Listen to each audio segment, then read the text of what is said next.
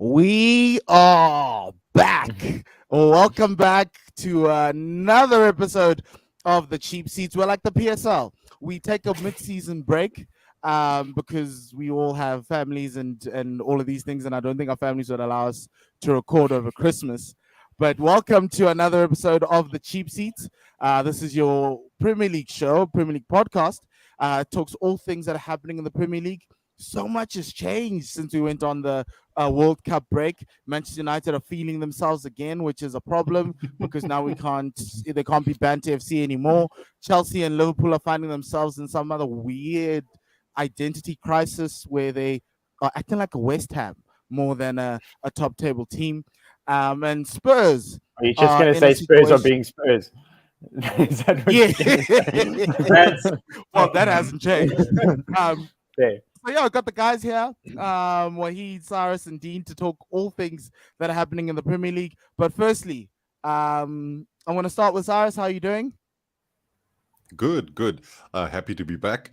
I'm personally fantastic. My club in the toilet, but what can we do about that? I think it's one of those things where we have ups and downs as supporters of different clubs. I haven't had a down like this for a long time, so I'll have to lean on the likes of yourself, Dean, and Wahid to let me know what it feels like to be in these doldrums. But what I will say, though, is it's always good when you can still welcome the likes of Mudryk, who makes a good decision in his life. That hurts me. Anyway, you guys are supporting the war in Ukraine. Wahid, how are you feeling? How are you doing? I'm good. I spent the Christmas break going to Old Trafford. I watched us beat Nottingham Forest at Old Trafford. It was awesome. Oh, so you are the lucky charm. No, I don't think so. The last time I went, we drew 1-1 with Arsenal. So I'm not sure if I'm a lucky charm or if it's Eric Ten Hag and a little bit of magic he's brought back to Old Trafford. We'll have to talk about that just now. And Dean, I know Spursing, but how are you doing? Yeah, I missed the World Cup, eh? Yeah, I actually miss it too. I didn't care, like vibes, whatever. Yeah, Spurs are all over the place, but yeah, we'll see. Okay, same old. Our show is sponsored by Classic Shirts ZA. If you've forgotten, we are partners with them, and you can go check them out at classicshirts.co.za. The shirt of the week today is a doozy because Arsenal are sitting on top of the log and it's been 19 years since we won the league, so I thought maybe let me bring out this little classic. You can find it at classicshirts.co.za. Use our discount code CheapSeats99. This is probably the best retro kit you can buy as an Arsenal supporter. It brings back so many good memories. It's a tragedy that is an entire generation that's just finished matric exams that does not know an Arsenal title win. So the joys of being an Arsenal supporter. Yes, the joys of being an Arsenal supporter. That you guys wore when you lost in the Champions League final?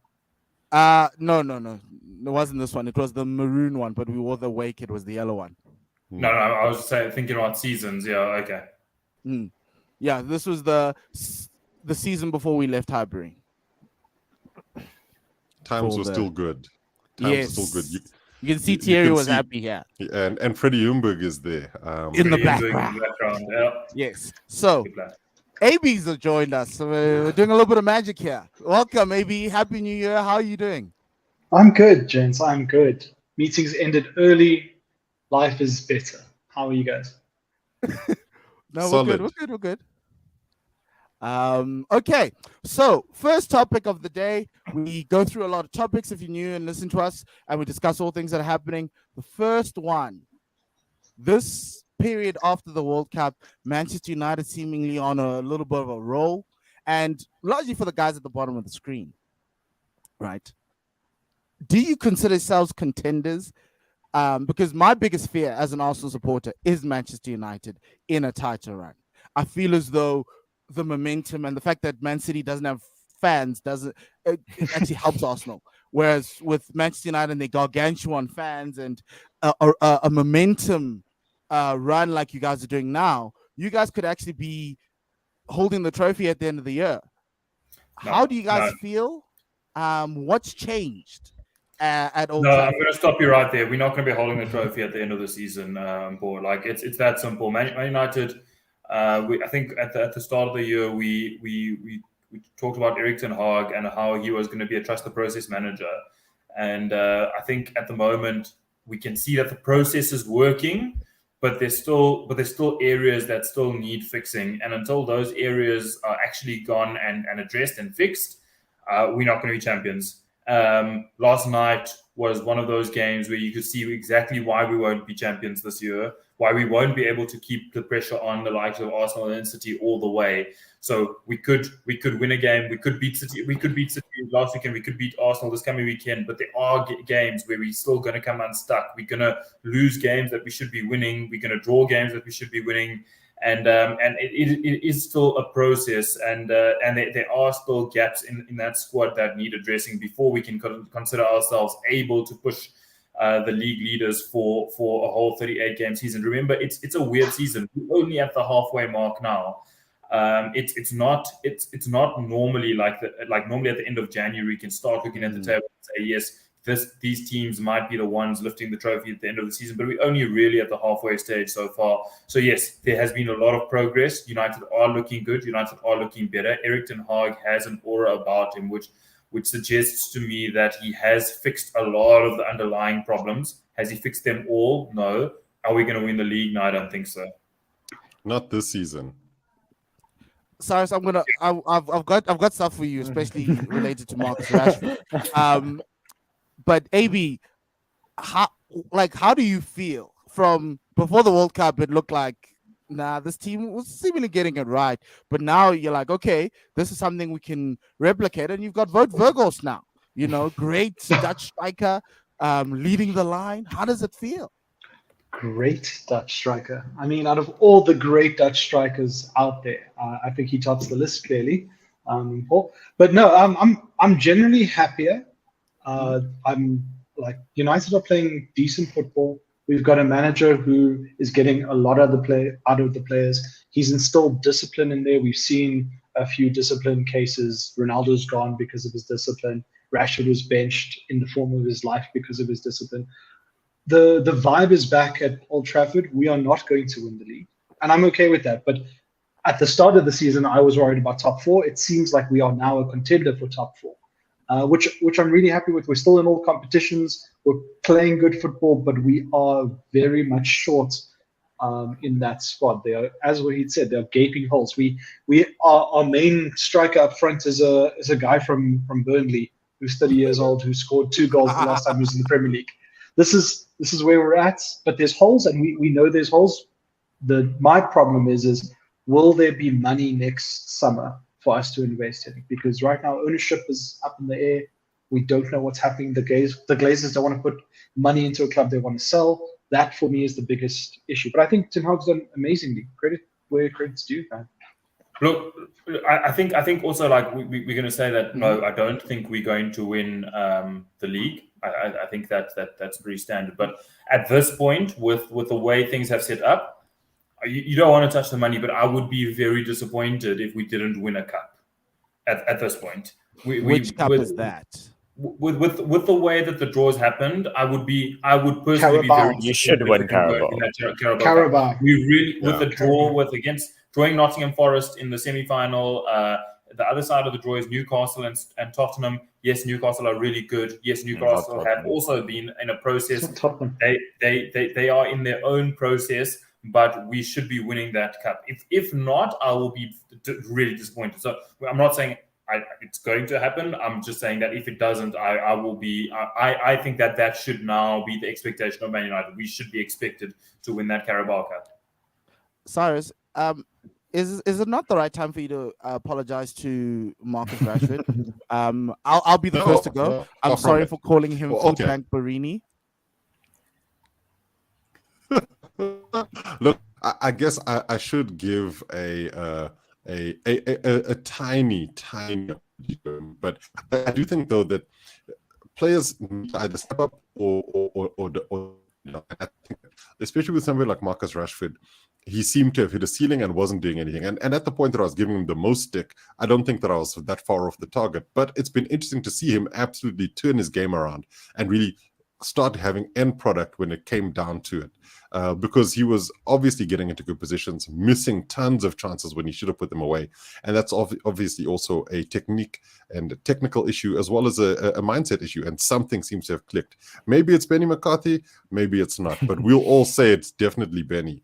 What I will say, though, it isn't Spurs, right, that are playing against Newcastle in the other Carabao semi-final. Yeah. At Southampton, Spurs, But I think that's what Wahid was thinking. I will say this, though, that I think that United are in far better space than they've ever been in the last, well, I shouldn't ever say ever, but they've been in the last 10, possibly 12 years, in the sense that there is actual forward progression. You're seeing decisions being made off the pitch that are actually having positive effects on the pitch. And that's really an important thing for the club, really not so great for everyone else who likes to see United flounder. I think that Weghorst, whether he scores or he doesn't, is an important signing in the sense that it shows that when there is an issue, they're willing to do something. In the past, it was just like, look, just make do with whatever you can. But now you're actually seeing one or two things happening. And I think the Casemiro signing has obviously looked like a masterstroke because he's really been so important for them. But when we look at United as an overall picture and an overall team, they're going to need at least another season or two to really become proper title contenders. Primarily, I say this because of Anthony. He's just not been effective enough. His start to his career at Old Trafford was really explosive, but since then it's been like, oh, nice to see you doing step overs. We've seen these before. Hello, Nani. Except Nani actually had end product. So apologies to Rashford. Let's see him keep it up. And let's see him do it against the guys when they really need to, especially in the Carabao Cup final when I think Alexander Isak might just have a thing or two to say about what's happening. Look, I don't want to face Newcastle. I'm sorry. I really don't want to face Newcastle. Dean, I just want to say, sorry, on the Rashford point, this isn't about whether he can keep it up, because if we look at last season, that's the own if you look at form, it's 22 goals, 21 goals, 5 goals, and now 16 goals and counting. So last season was the blip, and this isn't about whether he can keep it up. This is about whether he can stay injury free, because in his last two, that's exactly my point. Seasons, in his two injury free seasons, he's hit 22 goals. This season, he's going to hit those 22 goals again. I'm pretty convinced of it. So it's about staying fit, staying strong, and keeping him I think his you're talking about the mental side of his game. That mental side of his game is probably directly linked to his fitness. The boy has carried Man United on his back for a while now, and he's too young to be doing that. He's too young at 23 to be carrying Man United. So this is about getting. He's 25. At 23, he was carrying the club. At 23, he's having to play 60 games and 65 games for Man United, carrying the club on his back at those stages. So when he was 23, he was doing that. He's now 25. He doesn't have to carry the club on his back anymore. There's better players around. Well, he's playing with better players. So it's just about keeping his mental state right and keeping his body right for the rigors of the Premier League. And that's the thing, is that United also haven't been in 4 competitions I suppose I'm looking at it from a timing perspective, but there's a lot of expectation when it comes to how much he can perform and how well his body will hold up. So that for me is the whole thing around whether or not he can actually keep it up going forwards, is the sense that, much like anybody who watches basketball will tell you, as soon as you pick up an injury, everybody's looking at your team like, okay, now what? And I think this is the key thing for United and for Rashford. Yeah.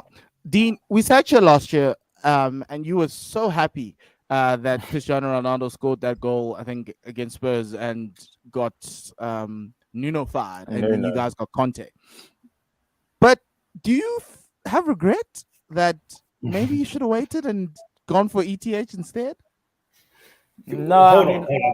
Do you have regret about calling me an idiot when I said that was a little bit of a panicky move? No, because I still don't think Conte is a panicky move. I don't think it was. Zero long-term thinking in that appointment. So I think at that time there were talks that we were looking at ETH in the summer, when he was still at Ajax, and we couldn't convince him. We couldn't convince half of the flipping football playing world to come and coach us. So we did look at him, and he didn't want to come to us. So I don't think it's an opportunity missed.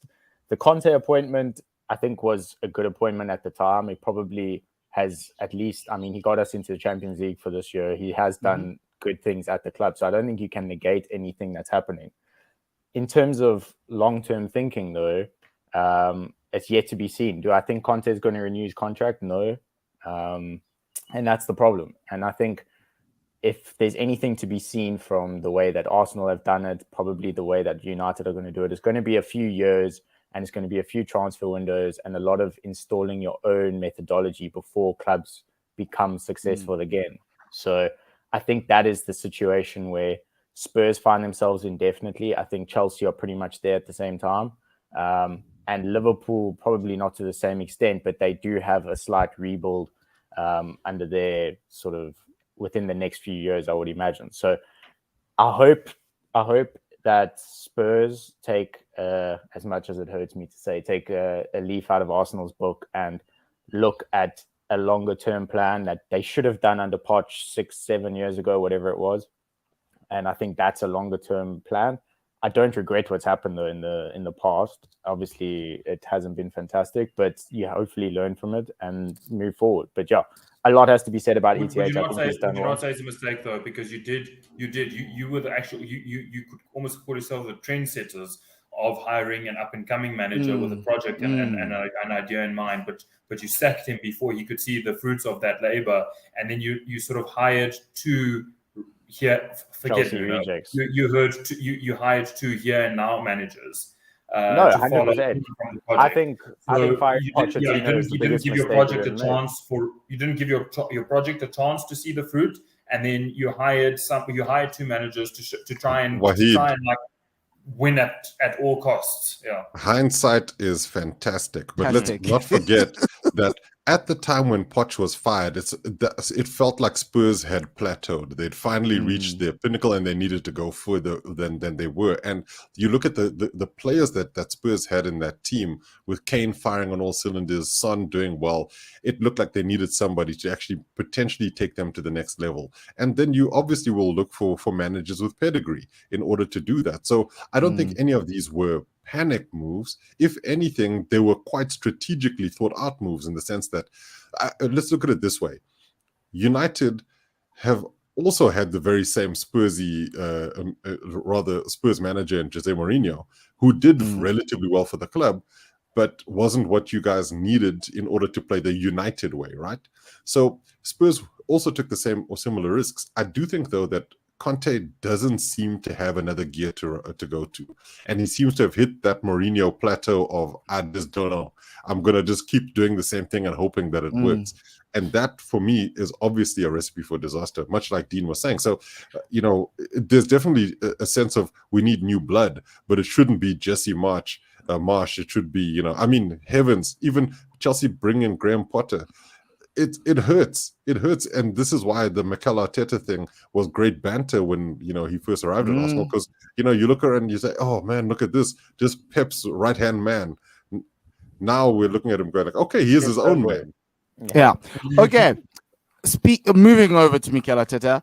This weekend, Arsenal hosts United at the Emirates.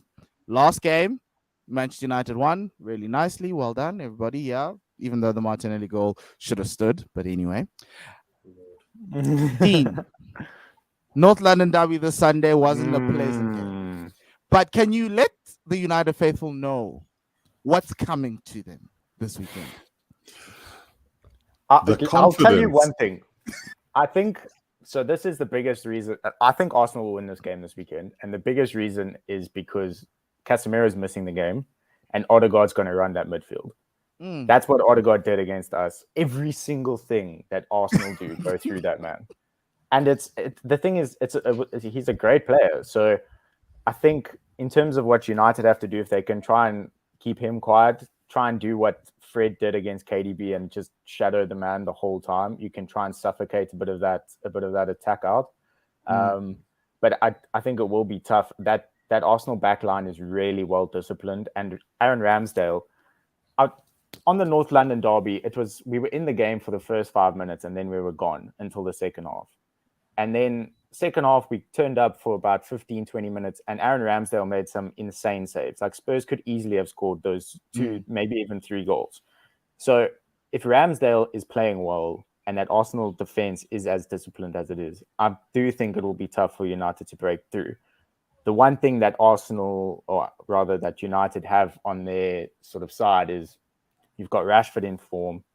I don't know if Wout Weghorst is going to start, to be honest, but you do have enough players in that midfield that can maybe try and get Rashford through on the counter or something like that, where like a Bruno's playing well again a little bit.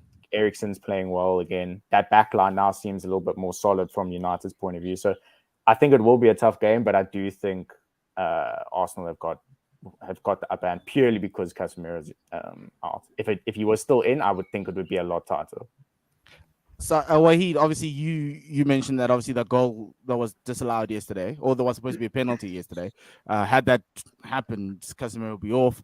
De Gea was complaining that Arsenal wasn't playing midweek, and if they did, there would have been another chance for Saliba, Saka, I think even Xhaka, because they're all on 4 yellow cards to also have a situation to be suspended. Obviously, Casemiro is a big loss, but do you feel confident that you can go to the Emirates and at least do what Newcastle did?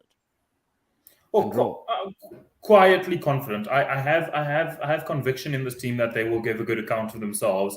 Do I think that Arsenal are a better team right now? Yes, I do think Arsenal are a better team than Man United right now. Right now, like Arsenal, probably the best team in England. So it is a tough ask. I don't think this is one of those games where I'm going there fearing the worst. I do think United can go in and give a very good account of themselves. As Dean said, Casemiro is a massive loss. We've beaten you once this season without him already, though.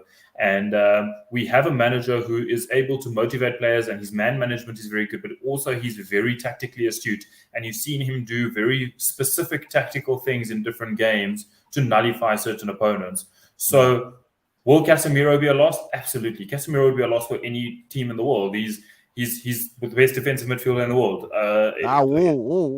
He's better than Partey. He's better than Partey. No. Any team would miss. I think pre-World Cup we all kind of agreed on that. I think Casemiro is probably the best defensive midfielder on the planet right now, bar maybe Rodri at City. Yeah, that would mean he's not even the best defensive midfielder in Manchester. So,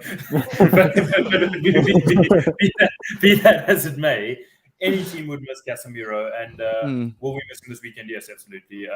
Do I fear that we're going to get absolutely trampled? No, I don't think so. You see, this is the problem with Manchester United supporters. I don't like it when you guys are happy and excited. Because confident. Oh man. And to a certain extent, that first game was like that. When you got the lead, well, you eventually got the lead, and it was just like, oh no. But do you think that so coming in, AB, to this game, is it going to be similar to that last one? Fast-paced, high tackles, and all that. And if you guys do win, do you believe then that you could get close? So to answer your first question, I do believe it'll be fast-paced, high tackles, things like that. Because Ten Hag's either going to put McTominay in the midfield or Fred in the midfield, or both. Maybe Eriksen goes out wide, Bruno also out wide. We don't know. And those guys only play one way. They play like this high-tempo football. They don't like sitting back and thinking because it's McTominay and Fred, right? But do I think even if we beat Arsenal, we'll win the league? No. I just think our bad starts to the season just hurt us way too much, and I don't believe in the legs of the squad. We're relying on too many players. Rashford looks tired. He looked tired last night. He had a lot of work to do. He tried the same sort of tricks that he tried against City, against every other team he's played and scored against, and it just wasn't working. Maybe it's his confidence, maybe his body's tired, maybe people are getting used to him. I actually don't know, but I think Ten Hag will try and set up for a draw and try and make us defensively very sound, and then there's nothing wrong with that. You're playing against the team who are on course to break 100 points this season. There's nothing wrong with taking a point away from their home. So yeah. This feels like a slippery banana for Mikel Arteta. No, it does. It's riddled with so many traps. And I was telling my other friends that I'd have actually preferred if City beat you guys, because I can trust this team to deal with City themselves. I just don't want Manchester United with this confidence coming into this weekend, because it just spells. It reminds me of Sir Alex and all those days of the drama and everything else. But Cyrus, where do you see this game? How do you see this game going to go?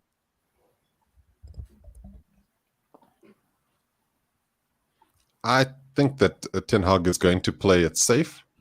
I think that he'll try to look and hit on the counter, much like he has done in most of the other biggish games. And he's got the players for it. You look at Rashford, you look at Anthony, they've got the pace. And then if that's not working, they've actually now got a battering ram in Weghorst. So Ten Hag has given himself options. And I think this is the key thing for me, is that I think that United will let's look at it this way. I think either of the teams here will be satisfied with the draw. But I think that United will be more satisfied with it than Arsenal. And so the Gunners will go for it, see if they can get through, but at least do their utmost to not lose. And I look at this Arsenal team, and yes, they are playing great football, but there are very few players in that Arsenal team where I'm like, oh my God, if I see this guy, I'm just going to be sick to my stomach. Saka's great. Odegaard plays well. There's individuals who you'll be like, okay, these guys can actually play well, at certain moments in games, but I'm not fearing them. And I think United will definitely go into this saying there isn't a single Arsenal player here who I'm going to be like, if we can just keep this Thierry Henry-esque player out of the game, we'll be fine. So United will fancy their chances. And the other thing is, to bring Weghorst back again, this is also a weird one for Arsenal, because you've not had to face a team with a big striker who can actually cross the ball a little better. A lot of these smaller teams who have big guys tend to just lump it up them.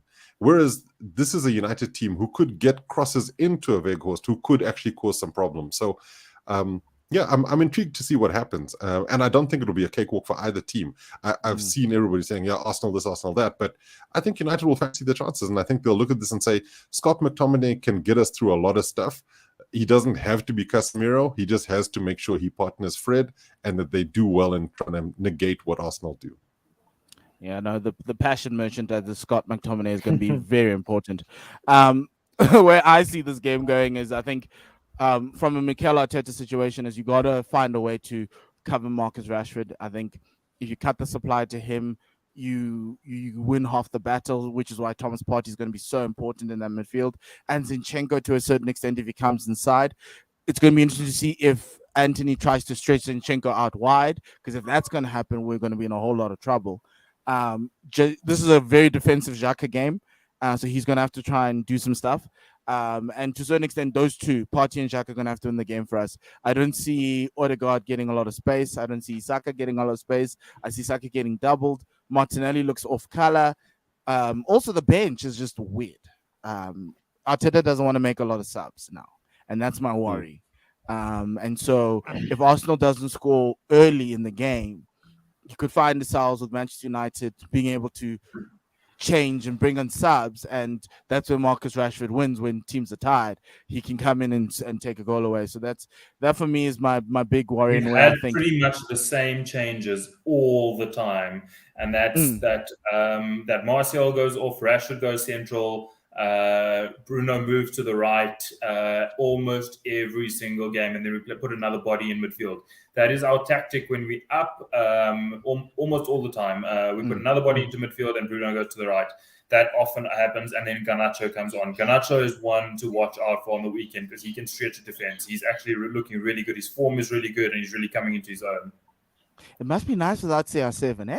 It must be nice sending CR7 to Saudi Arabia, and things are turning. No one sent anyone anywhere. He went there himself. Wahid, I actually think Anthony Elanga could play a big role as well, because the kid works.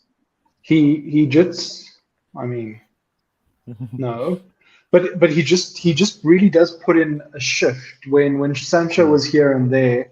Elanga did step up for us, and It's I don't know. crazy that Sancho's not even around this squad, and we're just letting it happen. And we don't know why. That's the weird thing. Just don't know why. You know why? His form is bad. He's mentally not in the right, in a good space, Yeah. and I think he's been managed back into the team. No, I think it's going to be. I think it's but going to be nobody like else another is William talking about Saliba it. situation. Nobody's talking about it, and that's what's intriguing. United seem to have been given a free pass on this one, and maybe it is the mental health stuff and people not wanting to necessarily make that an issue.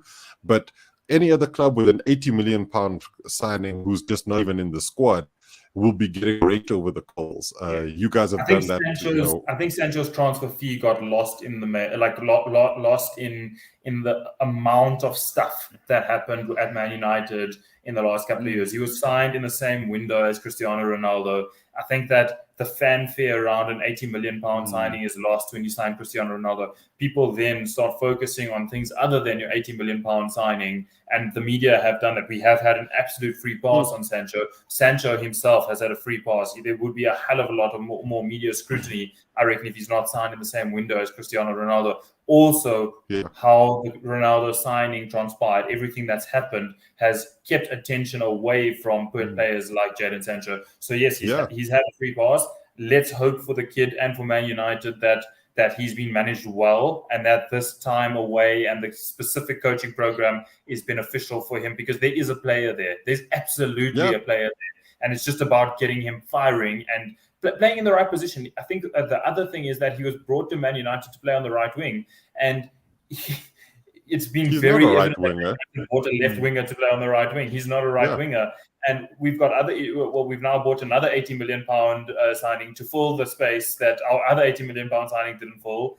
Our academy graduate is firing on all cylinders, and you don't see where Sancho naturally fits into this team at the moment, unless it's to come back in on the right and compete with Anthony, because Anthony hasn't been too good either.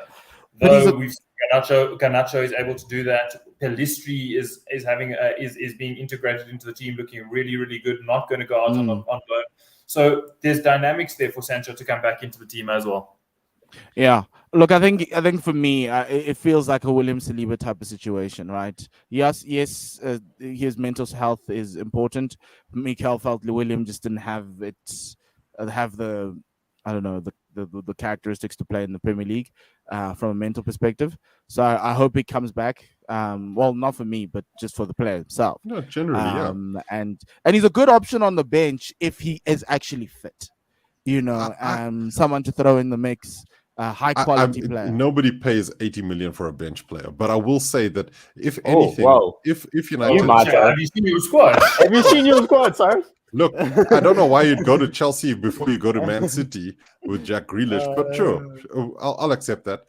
But I'm talking specifically about United here. I will say, though, that I think that he might not have the passing, but you give him a little of in the middle, and he could be the option because Eriksen can't be doing this, all the time. So maybe that's an option for Sancho to be looked at in that space. But I will say one last thing about the Arsenal United game. I think Luke Shaw and his crossing ability could be what turns things in that game. From centre back, he'll he played at left back. He played at left back yesterday. Yeah, but against City, he's not always centre back. He played centre back with reasons. Martinez still catching, getting up to match fitness, and they wanted some physicality against Haaland, which I don't know what that means. That was exactly what Erik ten Hag said. He said he played Luke Shaw throw his weight around. Physical presence. Guys, he's better than Maguire. That is the best fact I've ever heard. It's better than Maguire. I'm just saying. Okay, guys, let's move on to other teams. There are more teams in this league than Arsenal and Manchester United. Let's go to the teams that as happy as myself, AB, and Wahidi these days. Let's start with Chelsea. Oh, Cyrus, what's happy going to. on? Like, where do we begin? So I think we tend to always get caught up in the here and now, right? And that has to do with what we see on the pitch right now. But we have to go further back to the whole process of Roman selling the club, being forced to sell the club, and that entire thing that led to Todd Bowley taking over and then changing of coaches and all of that nonsense. There's been absolute ructions for at least 2.5 years in terms of the actual squad itself, players being in and out, the Lukaku saga, all of that stuff.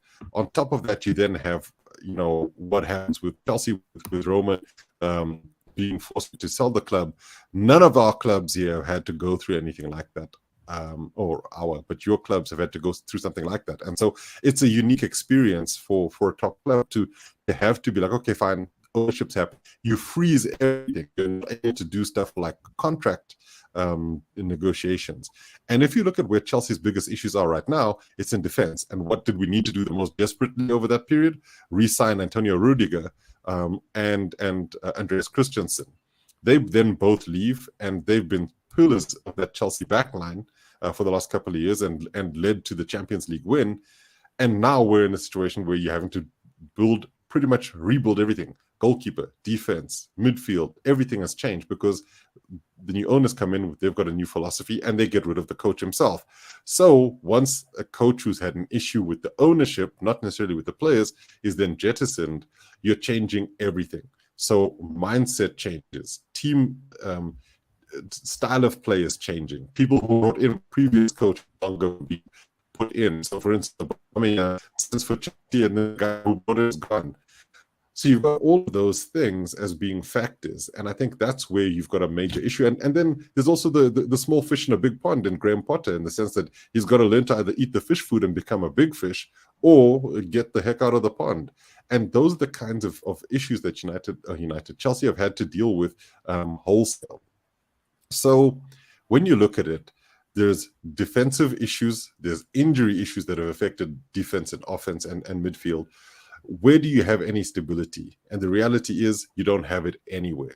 It's not the same in the dugout, it's not the same on the pitch, and it's not the same in ownership. So you can't necessarily keep moving forward if you've got no stability in any one of those specific areas. So that's where it's gone wrong. So, like a person who's depressed, somehow you found the checkbook and are going on a spending spree. So explain those transfers. Okay, well, look, okay, you got Mudrik, you got a loan for João Felix, but you're also getting this whole raft of players paying lots of money. So it's not that difficult to see what the thinking is, and I think it really comes down to looking at what think of it almost as an American company, right? When any American company, you have a takeover of the business. The first thing you do is you start to let go of people who were well entrenched in that space before. And so it starts with, can the manager buy into what you want him to do? This would be the CEO, right? If the CEO is not interested in what you're going to do, then you get rid of him. And then what happens from there? All of the people aligned to that person. Coaching staff, scouts, everything changes because you're trying to build a specific philosophy. Now, what Chelsea are doing is saying, okay, fine, let's look at what our future will look like. We need to start focusing on where we are going forward, as well as trying to play some games now.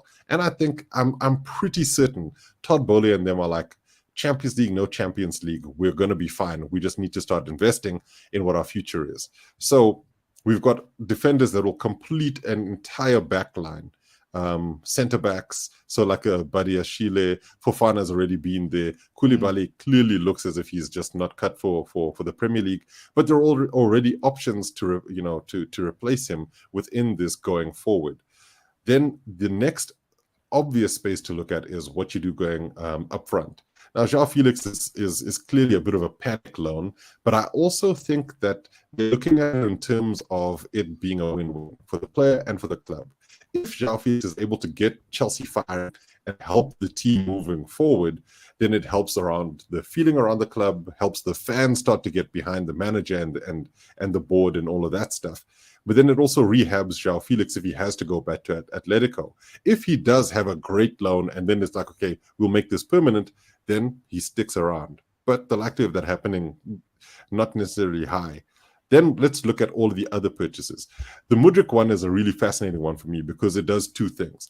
The first one is it absolutely gives Chelsea a top player who other teams have coveted, but the other thing being it absolutely upsets everybody else, which is something that these owners want to have. They want to have statement signings that piss other people off, make Chelsea a target again, and then say to people, right, this is who we are.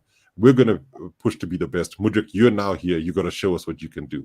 So I think that's the rationale behind some of these signings.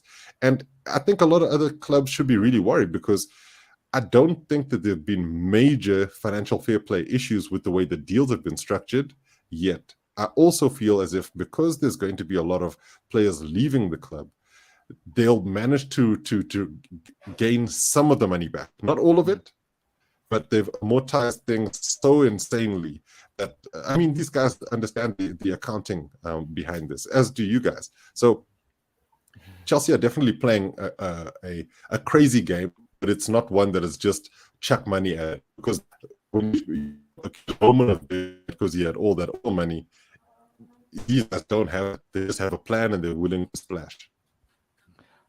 Wahid, what do you make of all of this thing that's happening at Chelsea and the money that they're getting and the players that they're bringing in, and it's just seemingly not working? They're sitting there in mid-table.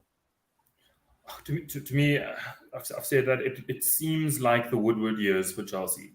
It seems like they have a lot of money to spend, and there isn't a golden thread linking their purchases. There doesn't seem to be an overarching plan. Their purchases are sort of based on, often people have the criticism of Ed Woodward that he didn't sign players Man United needed, but he signed players that were available, players whose agents were putting them on the market and saying XYZ is available.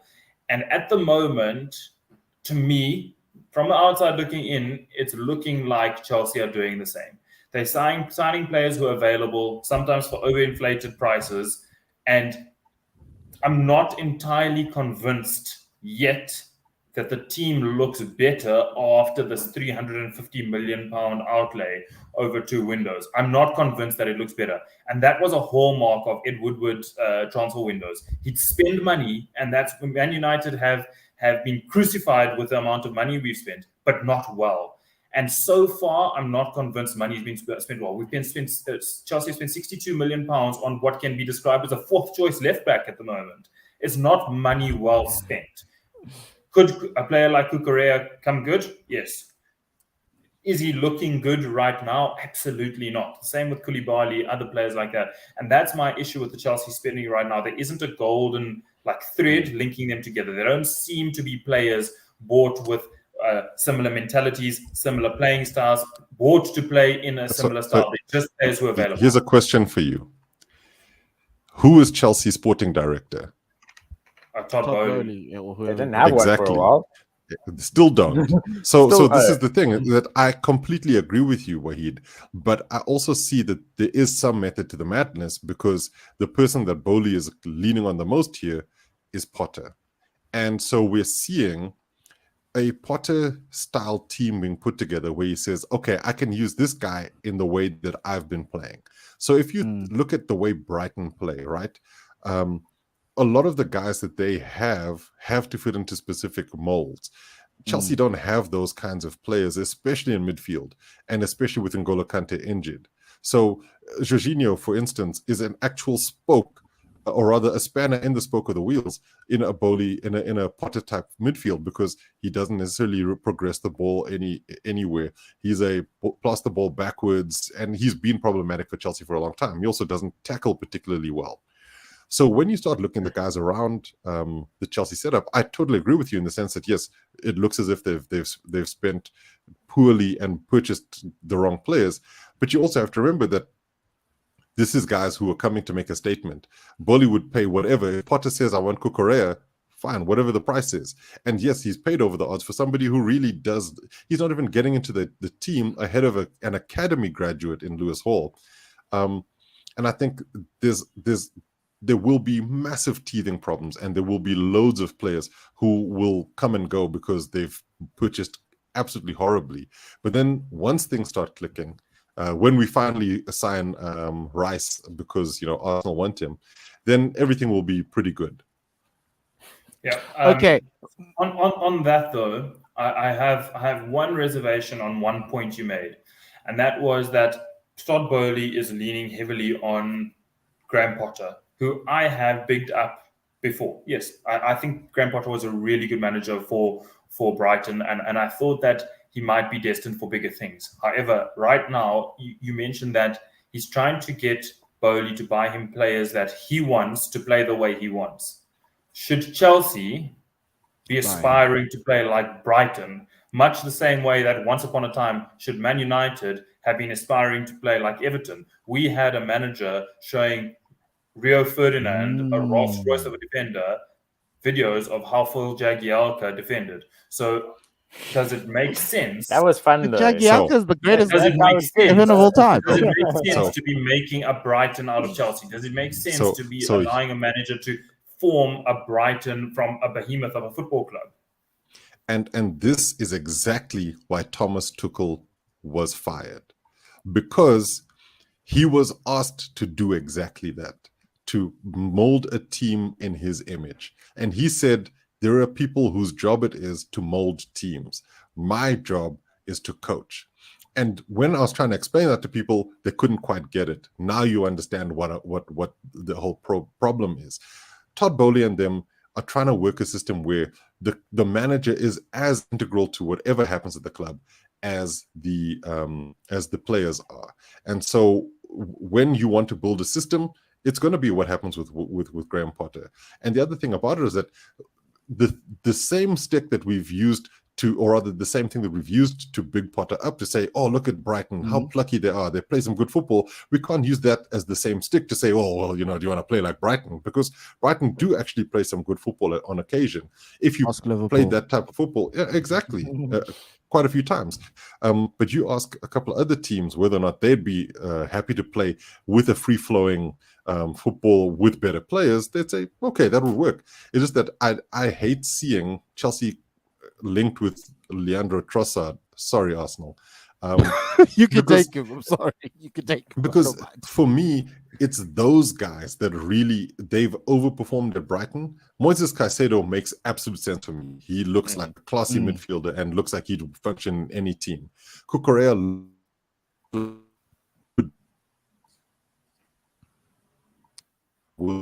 and they don't fall for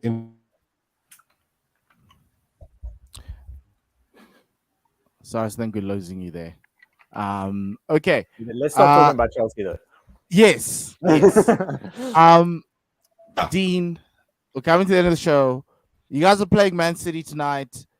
Is this a turning point of your season? It could be, because last year was exactly the same. We went on a terrible run early Jan. We lost to anyone that wanted to play against us, and we played against City, beat them 3-2, and then sort of got a little bit of confidence going. I think the team is in a very different position though now. There's been a lot of talk about Conte's future. There's been a lot of talk about Kane's future, playing Champions League football. There's a lot of guys saying they want to leave now. Don't know who's coming. Our January transfer window is non-existent. So I think the team is in a very different mental state than what it was last year. And the big thing for me is, not to answer the same question of what we had against Chelsea, but you asked like where it's going wrong. And I think a big thing of what we're seeing is a bit of Conte's kind of unwillingness to change his system when it needs to change, and unwillingness to adapt to what's in front of him when needs be. So exactly what happened against Arsenal, and probably what's going to happen against any other team, is inevitably most teams are playing with 3-man midfield, and we've got 2 in midfield with 2 very poor wing backs most of the time, and we're just getting outplayed in the midfield.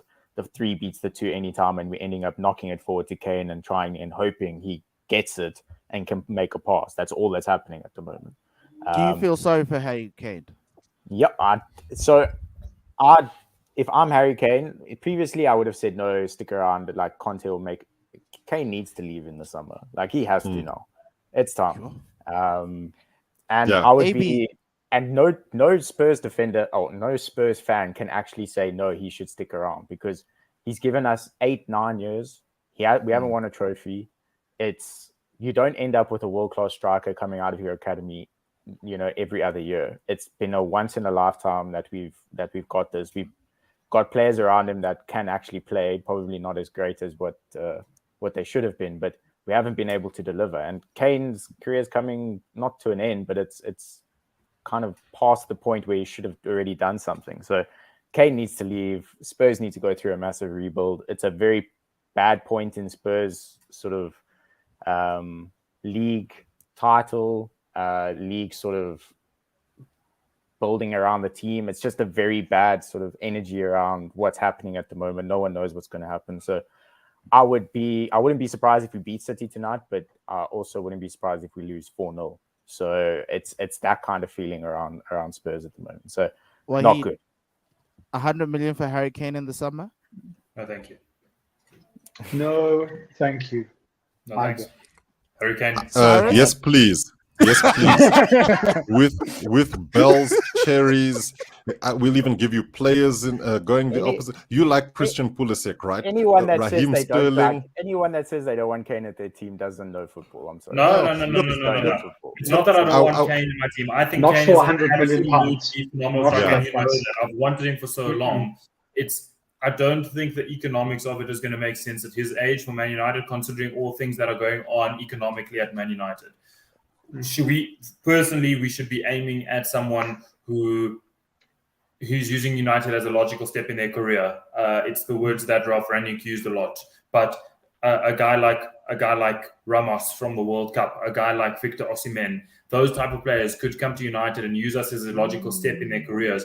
Harry Kane would be a now player, and I'm not sure Man United need a 29-year-old striker now. Yes, you do. Yes, you do, and it's going to happen. No, not 400 million. Your new owners will come in quicker than you expect and will pay that money, and Harry Kane will be a Man United player.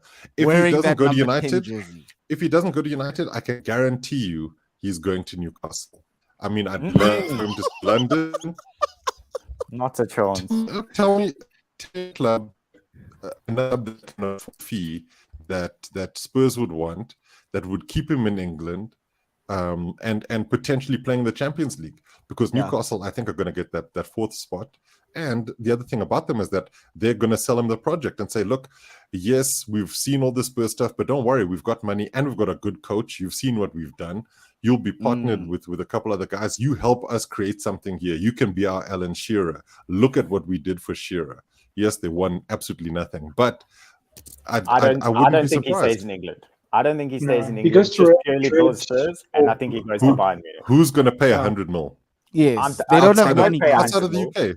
Who's going to pay one will, outside of the UK? Why I don't think he'll go for 100 mil. Unless 75. Here it is. Unless if Mbappe goes to Real Madrid, there is a chance that he will go on a retirement package to Paris. That's fine. He'll win the league. He'll be happy. Nothing wrong with that. To play with Messi. I mean, if we're going to sign a 29, if United are going to sign a 29, 30-year-old world-class striker, we're going to do the Robin van Persie thing, please. Like, spend 20, 30 mil How different last is year he of to his Robin van contract. Persie? I don't see Because of his contract length. That's the problem. His contract ends only in 2025. When is it? Yeah. So he's got 2 more years. United guys to be accountants about this. You guys are just being accountants. So wait until his last year and then give them 50 mil. 100%. I'll take Harry Kane for 50. It's not happening. Chelsea just paid 100 happening. million to support the war in Ukraine. No, but Kane's, I mean, Harry Kane is at fault for his own situation. He signed a 12-year contract or something with Spurs. That's unfair. No, man. No, it was a ridiculous. He knew what he was doing.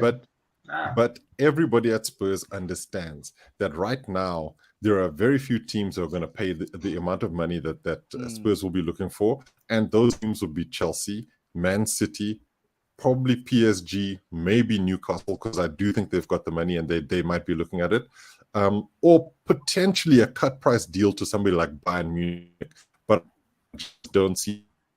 It would hurt me to see him in the Premier League for another team. It would kill me.